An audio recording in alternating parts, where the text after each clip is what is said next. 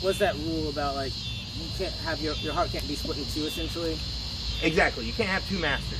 Yes. And that's really what it comes down to, is either you love this or you love that.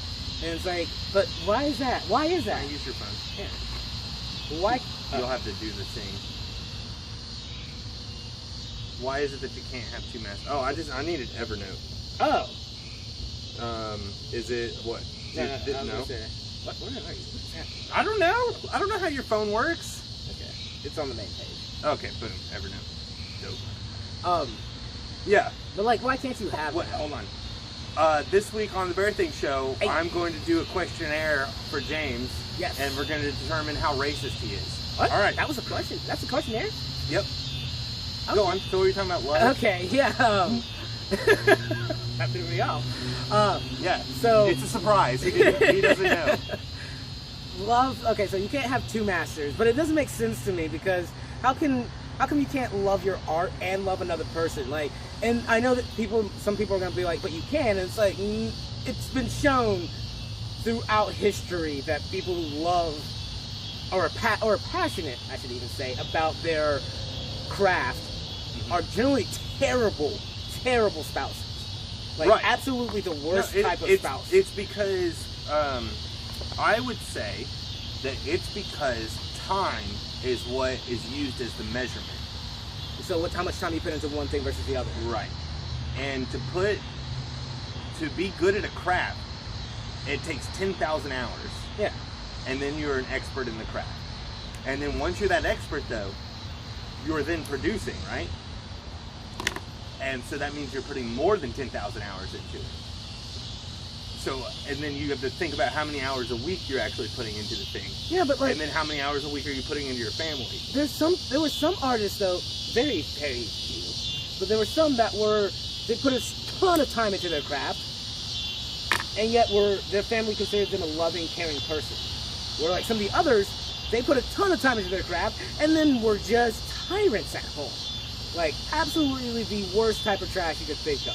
Hitting their spouses, or just cheating on them on that's a consistent running thing, apparently, with most musicians and artists. Right. Like, Well, they're on the road, exactly. They're away from their family. And like, there's some artists that do it well because they're able to bring their family with them. Like Family Force 5, the wife and child actually were on the road for the tour with them.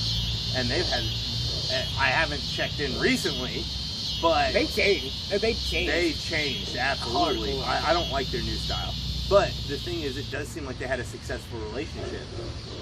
I haven't checked in. That could be different now, but at the same time. I haven't checked in, but for a long time, for several years, 5-6 years, they had a successful relationship. But that could also be the stigma, though, right? It's like, because all of them, like almost every artist, if they were married at the start, did great at the start. Mm-hmm. And then it's like after 2 years, or sometimes after just a year of being out and about, they were like, now I'm just going to just do whatever I want. Yeah, and it's like, a pretty crazy example, though, would be the band Manchester Orchestra. Oh, yeah. Right? So Manchester Orchestra, he's been married, I think, since the first album. Maybe he got married between album 1, 2, and 3, somewhere in there. But the Simple Math album and there was also Cope, and then 10 Miles from the Bottom, and then now there's a new album which I haven't listened to yet. But those last 3 albums are pretty much about how he and his wife are on the edge of divorce, but they're not going to get a divorce because of religious reasons from her family. And like one of the songs is even about going to the grocery store and hitting on the cashier even though you're married. Like, it's to the point where it's like, are both of you guys cheating on each other constantly? Is that what's happening here? Where it's like, we'd rather not be together, but we are, and so we're like constantly cheating on each other. Every time I go on the road, I cheat on you. While I'm on the road, you're cheating on me with the cashier at the grocery store. Like, that sounds awful. Also, she downgraded hard. Oh yeah, he makes a lot of money. He has his own record label. Really? I didn't know that. Well, that's the thing, right? Is that usually, whenever you're getting into the music industry, the whole idea is that you have to follow the major, I think it's like 3 labels or whatever. There might be a couple more, but like it's really 3 main labels, and you have to get in with them. basically be a slave to the system. Yep. Until you're done with your contract. One of my favorite bands talks about it, and he's like, "What's the point of doing music?" Like that's literally one of the last albums they put out, where it's just seriously songs were just like, "I don't want to do this anymore." But I'm contractually obligated. Yeah. Right. Exactly. It's terrible. It's like, oh man. Yeah, it's a terrible thing. But so apparently they have to go through that, and then generally, if the artist really does want to keep doing their music and craft, once they get to the end of the contract, they use the money that they've saved up to build their own studio in order to be the guy who then signs contracts to people that don't want to do it. See, after a few years. I really wanted to build a studio for other people, and I was like, I want to scout, because then at that point, like, you can write better contracts and you can guarantee better stuff for the band. And it's like, because the bands deserve more than what they... There's a great way to do it with still being successful. Yes. Where profit is not your main thing. Yeah, it's about promoting what you're passionate about, versus being like, haha, look at all that money. Dude, maybe we should make the Bear Thing Show studio, and we'll actually go scout local bands and be like, we'll sign you to a contract, and we'll do an actual reasonable thing where they make the majority of their sales, and we just get a small percentage for being promo. We basically get them to pay us whatever the cost of running all the ads will be for just like 3 to 6 months to promote their first album, and then double that, right? And it's like, that's how much money you're gonna owe us, and then once that's paid off, it's all good. And then your second album and third album, you get all the profits, because you'll still go through us, but we're not gonna do an ad campaign. But if you want an ad campaign, we're gonna do the same thing as before. I mean, that would be amazing. That's a great idea. We should do that. You know, I think so, right? Because I mean, that's what I wanted. That's what I wanted. The thing is true about for a while. Was I'm like, I would love to scout local bands. We would have to go get a loan from the bank in order to start. Oh yeah. And then as long as the band didn't cave through and like file bankruptcy or whatever, they could pay us. But if they don't, then we're pretty much done after the first band, because we'll be out of money. One-hit wonders that we'll didn't do it. That we didn't even make the music. We just paid for their studio time, because we're not gonna make an actual studio to record in, right? Like that's. I mean, no, we just find a good studio. Kind of do what they did with And then make a deal with them. What's that band? Oh, it's a really old band. It's a really old band. They almost named themselves the Beatles before the Beatles existed. The Monkees? No, that's not. No. The Monkees are after the Beatles. It was this band, Bob. The Beats? No, Buddy Holly. Buddy Holly, yeah. Oh, dude, whatever band he was died in an airplane crash. Yeah, whatever band he was in. Okay. The guy that signed him, their manager, would go put them in another studio and have that produced and blah blah blah blah blah. Anyways, so like we would do essentially the same thing. Would be like go and rent a studio from an actual. Yeah, exactly. But we're gonna put the money, like, because it's like, when you're the startup, we're just a local band trying to get somewhere. You don't have the money to put down for studio time. No. So we'd be the guys that'd be like, we're gonna put the money down for the studio time. You're gonna go record the thing. Then you're gonna pay us. We're gonna promote your crap so you can pay us back, and you can make money as well. Exactly. And you're gonna pay us back through us taking a percentage of the sales. Wouldn't that make us like a middleman? Yeah. That's what most local bands need. They need a middleman. Right. Exactly. Anyway, this is going to take a while, so let's go ahead and get into it. Yeah, let's do it. So let's figure out how racist you are. Okay. All right, so we have 14 categories, but there's multiple things in each category. I'm not quite sure how to do this because they're more of statements, so I'm going to ask you how you feel about them. Okay. Satisfactory. Great. Okay. For all? No, let's start this and see what happens. Because I feel like I'll ask it as a question, and then I'll give my opinion as well. Okay. Because I have a feeling we're going to line up on a lot of them, but we might disagree on a few, and that'll be interesting. Okay. Yeah. Let's see. So the first thing we're going to start with is titled Rugged Individualism. Okay. Which already seems kind of loaded, doesn't it? I don't know if it seems loaded. It seems like a This is the category. It seems like an interesting topic. Okay. Yeah, I don't know. To me, by adding rugged, it definitely makes it sound more masculine. I'm down with that. I like masculinity. All right. So, how do you feel about the? Do you view the individual as the primary unit? Do you think the individual is the primary unit? I don't even know how that question works. Do I view the individual as a primary unit? Do you think? Okay, so do you think in a collectivist way of it's really that the culture, or that I guess you could break it down to like at a work site, it is the team, right? Or playing a sport. Yeah. Right? It's the team, but is the individual the primary unit of that sort of a system? Of any system, I guess. I mean, yeah, no, definitely. Mainly just due to the fact that, like, we all have to have our own strengths. So at work, I do this, another person does this. We come together to make the full job work. Dude, I agree. Because I think the easiest way to put it would actually be to look at something like basketball or football or whatever, where like, it's like as a you sport, have a point guard. We all have our own individual thing. Exactly. But and we it takes need to work together in order to make everyone's everything individual go. strength Yes. and being great at that in order to achieve victory. Yes. Yeah. Okay. Because, yeah, as a collective, you can't just... Because it's the whole idea of there's no I in team. It's like, but there is a me, which means I still need to do my part. Exactly. I like that. Yeah, I've never heard it that way. Of there's no I in team, but there is a me because I have to do my part. Oh, no. See, my coach would always say there's no I in team, and I would always yell, but there is a me. There's me. It's like, so that means, in my head, that means I still have to do my part. One of the best Red versus Blue jokes was, there's no I in team, there's also no you in team, so if I'm not on the team and you're not on the team, no one's on the team. No. This is a good joke. Old Red versus Blue. Yeah. How do you feel about self-reliance? I think everyone should be self-reliant. Yeah, I think self-reliance is really all there is. Yeah. If you're being codependent, then you're not living. You're not gonna achieve. Yeah. Right? You're essentially tying yourself as a serf or a slave to the other person. Yeah, right? might as well tie a millstone around your neck. I agree. You're never gonna succeed and go anywhere. Independence and autonomy are highly valued and rewarded. No, it's not.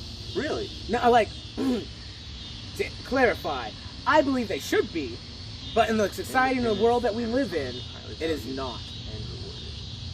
If you are the individual, you have to be an extraordinary individual for you to be rewarded. Yeah, you'd have to be the GOAT, right? Exactly. You got to be the GOAT. Like, think about all of our... You got to be Michael Jordan. Think about all of our greats. Yeah, we're like, they were individually, they were great. Yeah. But it's like, but because they were great. They were a master of their craft. That's a good point. Versus Independence the normal and person just being like, yeah, whatever. Autonomy, highly valued and rewarded. Yeah, I think I'm agreeing with you on that. It's the only thing that makes sense. Like, because no one actually does that except for great people. Because I value, to go back to the first two, self-reliance is important. Yep. The individual is the primary unit. Yeah, definitely. But then independence and autonomy are highly valued and rewarded. Not really. No. Because it's like, you would have to be so far above for that to actually be rewarded. Yes. Otherwise, it actually comes down to what we're talking about, where it's like, as a team effort. Yes, and no one values you though either. If you are individualistic and have your own thing, and you're just a mediocre person. No one values your opinion and fields and stuff unless you excel in whatever field you're in. So I don't think it's rewarded. And people are like, yeah, but we get management positions. They see me. It's like, yeah, think how long it took them to see you though. Think about how much you have to either bug your manager, bug this person, really push and hound your way through it for you to be rewarded and valued. Yeah, it kind of reminds me of a Ryan Long joke, where what is it that he said? He said, yours. That's fine. Yeah, he said something along the lines of,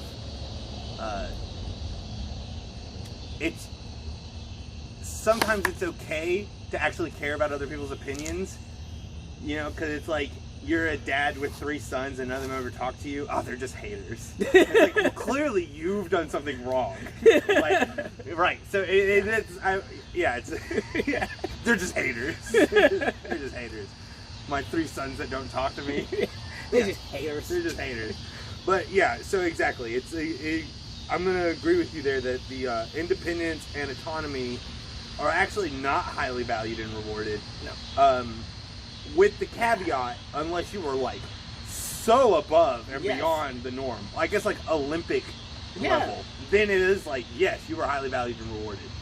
But otherwise, as just a normal individual, independent person that's self-reliant, nah, not really. You're not highly valued or the rewarded. other caveat to that as well is, even if you are extremely great at your field, you're a slave to someone else unless you make it yourself. Yeah, in a way, right, yeah. I mean, I kind of disagree with you, but yeah. Well, I'm talking about look at some of the craziest musicians. Right, we were just exactly. But you did sign the contract. You did.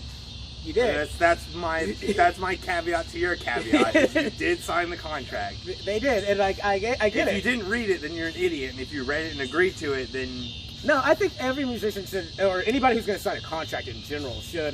You should read the whole. You should read the whole contract, and if you don't understand it, take it to a lawyer. And have them read it for you. And a lot of lawyers, I think, would do it for free, actually. Yeah, because it's a consultation. All you're doing is just having them read what your thing is, and you're just like, hey, I don't understand this. Can you explain this in layman's terms for me? Right. And as long as they've got time, as long as you schedule it, you should be able to go with. All right, last one in rugged individualism. This one I don't even understand. Okay. But I'm going to just read it. And let's see what happens. Get your opinion on it, I guess. Individuals assumed to be in control of their environment. Individuals assumed to be in control of their environment. That individuals assumed to be in control of their environment. Okay, so your thought process is that they believe that they're in control of their own environment.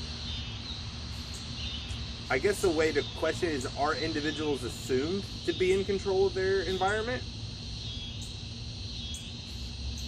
In quotations, you get what you deserve. Okay. No. I mean, are we in control of our own environment?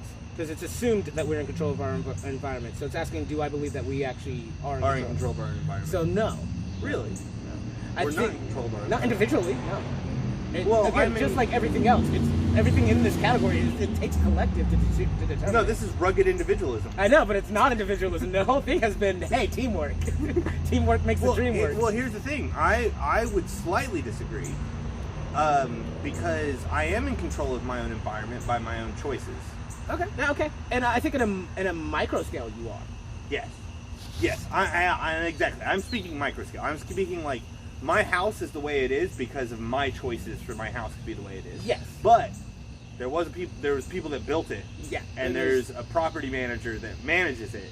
And then they have to deal with the city, then all this. It branches out into some crazy spider web. Like, if my house is a mess or not, it's me. Yeah, that's entirely. So my environment is my choice. Also, it's my choice if I work or associate with people. Yes. Okay, so again, as I said, in a micro scale, yes, we are totally in control of our environment. In a micro scale. But as soon as you start moving up macro, no, it is a collective thing. Yeah. Yeah, I'd agree with you on that. Yeah. Okay, so I don't know how to else to answer What that about question. the "you get what you deserve" quote? That's a weird one to me. Okay, so the "you get what you deserve" would be maybe it is fully micro then. Maybe this whole question is micro. Yeah, it might be. So like, you get what you deserve. So what your choices are, what you've done, you get what you deserve from those. You reap what you sow. Right? Yeah, you do. So then, I would agree if this thing based off of the "you get what you deserve" is all micro, then yes, we are in control of our own environment. Okay, so that's the end of the first category. So let's go ahead and say that you checked yes on individual as the primary unit. You checked yes on self-reliance. You checked no on independence and autonomy are highly valued. Yeah. And then, do you want to check yes or no on individuals assumed to be in control of their environments? Based on the quote, you get what you deserve. Yeah, I'll put yes. You're going to put yes. So that's 3 yeses and 1 no. All right, we'll keep that in mind. Next, we're going to move into the category of family structure. Okay. Yeah, it's broken. Oh yeah. Before we even get to whatever this is going to whatever their question is, it's broken. I agree. Yeah, it is definitely broken. The thing is, this thing gets crazier as it goes on. By the way. Oh, I'm afraid. Yeah. Okay. Well, how far are we into this? Yeah, we should. Because this might be a 2-parter. 19. Okay, we can probably do this section, and then we're gonna have to cut it off. There's 14 sections. Oh yeah, this might be a multiple. This might take a couple episodes. Yeah. All right. So, the nuclear family. How do you feel about it? Oh my God! Isn't that the 1970s, 1960s? No, that was 1950s. The nuclear family, right? Yeah, 1950s. Nuclear family. Which the nuclear family is that there's 1 father, 1 mother, and then 2.3 children. And that is supposed to be an ideal social unit. How do you feel about that? I actually totally like the idea of it. Mm-hmm. So I guess that's just a broad question that asked. Yeah, I like that idea. Yeah, a mother, a father, and then 2 to 3 kids. Yeah, because I mean, I've always thought about it like if I was going to get married, I'd want 2 kids. it's weird that it's 2.3. Well, yeah, because most people, you want a boy and a girl, right? Yes. Exactly. Yeah. Exactly. Yeah. You know, I don't. I want the boy first, and then the daughter, so therefore the brother can protect her. Yeah. That's almost a little too typical. Yeah, it probably is. That's what I said. To be honest, if I was as a gonna guy, have kids, that is probably a little too typical of a thought process. Because that was my idea too. Yeah, it's have a boy, and then after like 2 years, a year, 3 years. yeah, exactly. Yeah, 2 or 3 years. Yeah, exactly. And then have a girl. Yep. Unfortunately, you can't just control that. No. Not yet, but we're getting close. With, I mean, they say that if you have completion in a certain position. Right. They also say that by doing that, you can determine the personality type of the child. Yeah. So I don't know. We're talking about old wives' tales. Yeah, I don't know about all that. But I do know that through the use of CRISPR, we are getting closer to being able to actually determine the sex of your child by choice through science. Can we just pull out and add the chromosomes? You haven't heard CRISPR? No, we talked about it. I just didn't know. Yeah, no, you CRISPR's could be crazy. that crazy and be like, let me CRISPR's, pull out this chromosome and add this one. Yeah, exactly. Yeah, CRISPR's crazy. That's insane. Okay. Yeah. Anyways, so in agreement that it's an ideal social unit. Yeah. Mother, father, 2.3 kids. Yeah. I agree. All right. It's a good family structure. As long as the mother and father are in good terms. Yeah. So we're just gonna assume that they are. Yes. We're assuming that it's all working out. Yeah. Okay. So how about the fact? Do you believe that the husband is supposed to be the breadwinner and the head of the household? No. I've never thought that.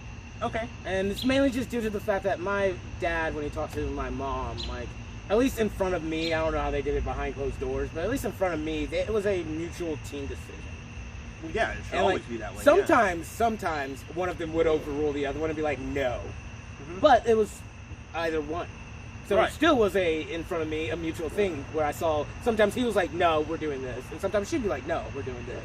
And it's like, okay. So I think it should be always not a compromise, I think that's the wrong word, but a collective decision. Not a compromise. Right. Not a compromise, but it should be democratic. Yes. In a sense. Yeah. Where we'll debate this until we come to a agreed. So it's actually not even democratic. You have to debate and argue your side until you convince the other so that it's unanimous. Yes. It definitely needs to be unanimous. There should be a united front every time when you make a decision. All right, fair enough. See, I slightly disagree with you. Okay. Only slightly, because I also think that there's plenty of times that giving ground is essential because because working together is important. Well, that's why I said when I say unanimous, I don't mean like you strong arm your way into a unanimous decision. Right. It's like, so that means sometimes that does mean you have to back down to be like, you know what, you're probably right. We'll do it your way this time. See, because I would have to say that I do think that the husband should be the breadwinner and is the head of the household. But my explanation for that is the head of the household is like defender, brings the income, and it defends, like hunts, defends. Well, that falls into an argument that we had on Cyrex channel for me. Yeah, and then is also the spiritual leader of the household. See, but here's the thing. That I do agree with you though, is that you're not always right, and it is good to relinquish to the wife. See, and this is my thought process on it, is the breadwinner, generally people just consider that the person who brings home the most money, right? So, yeah, right. If you worked your whole life being a bricklayer, and then your wife studied and became a psychologist or whatever, and she brings in more money than you, she's the breadwinner. And I feel like that's perfectly okay. Yeah, no, it is. Because the fact is, you guys had different life paths. And so when you came together... But see, we're talking, in that situation, we're talking about, like, exceptions to the rules or gray areas. Yeah, I think it all could be. And that's, exactly, I don't disagree with you at all. I think that's what I'm saying, is like, I don't think it's a necessary dynamic. No, I'm not saying it's necessary. I think that, generally, it's best. I can't even say it's best. I just think it's... Well, I mean, if we're going to get into some crazy opinions of mine, women shouldn't even work. Yeah, we're not getting into those. Oh, okay. Yeah, all right, we're not going to get into that. No, we're just getting into the whole general idea of it, which is that I don't think it's best. So I don't disagree with you. Yeah. Unless I'm going to go with my crazy opinion. Yeah, let's not do that. Okay, all right. So that's the first one we're in disagreement of. Yes. All right. Other than that. Well, slightly. We're only slightly in disagreement. Right, only slightly. All right, so next is... Because, let's see, if we go back, we recount part 1 here, rugged individualism. Yep. We agreed on all 4 points. Yeah. So technically with the survey, we had 3 yeses and 1 no. Because we agreed on all of it. Now, in part 2, we're already at 1 yes, 1 no? Yeah. Right? 1 yes, 1 no, so we're in disagreement with 1. Let's see how it goes on from here. There's only 2 more. Okay. The wife should be the homemaker and subordinate to the husband. That falls into that last category, so right. No. This is already answered. Okay, yeah, so we're both in disagreement on these 2. Yeah. Yeah, because it's complicated, and I don't want to, this is way too simplified. Okay, so for what I'm saying. My reason for no is, if she wants to, fine, whatever. Because a lot of women actually seem, at least from what I've talked to them, and they're like, this is my dream stuff, blah, blah, blah. Right, yeah, they are perfectly okay being subordinate. Yeah. But I'm not that guy who's like, I want you to be subordinate. Okay, I want you to be strong and hearing you, after reading subordinate, but then hearing you say subordinate, I have to disagree with subordinate. That's not what I agree with. So I actually am with you on this, because no, homemaker, yes. Subordinate, fine, yeah. No. Yeah. Subordinate is wrong. It's totally a terrible wording. Yeah, subordinate is wrong. You don't just listen to the guy. Yeah, no. And it's like... Do I think that the man should be the head of the household? Yes, because I feel like personally there's several caveats to what that means. Yeah. Of head of the household. It does not mean it doesn't mean veto rights. You get what I'm saying? It doesn't mean veto rights. And so subordinate all of a sudden makes it where it's like, no, you have to listen to them all times. And so I disagree with that as well. So for both of them, I'm like, I agree with the first part, disagree with the second part. So I'm going to fall into your category because it's and not and or. Yeah. I'm going to go with you. So we actually agree on all this. Yeah. And the subordinate part also bothers me just due to the fact that, like, that's how women end up in really crappy situations with that mindset. Ooh, yeah, a lot of them can. Yeah. And it's like... abusive boyfriends and stuff like that. And because they feel like they are not able to overpower and move forward, they are subordinates, and it ends up really crappy for them sometimes. Yeah, okay. Yeah, let's finish this up because we got to finish the episode. Yeah, we're probably done. This is the last one for this category, and we'll be 2 of 14. Okay. Children should have own rooms... should children have their own rooms and be independent? Yeah, they're people. They should definitely have their own rooms and be independent. Like, yeah, that's just, I feel like that's just a general thing. That's a really weird thing to have here. Yeah, personally. I feel like that's just basic human, like, decency. Give them privacy like you would give yourself, right? Yeah, they're children. Yeah. They're also people. Exactly. It's like, yes, they should have their own room and be individuals.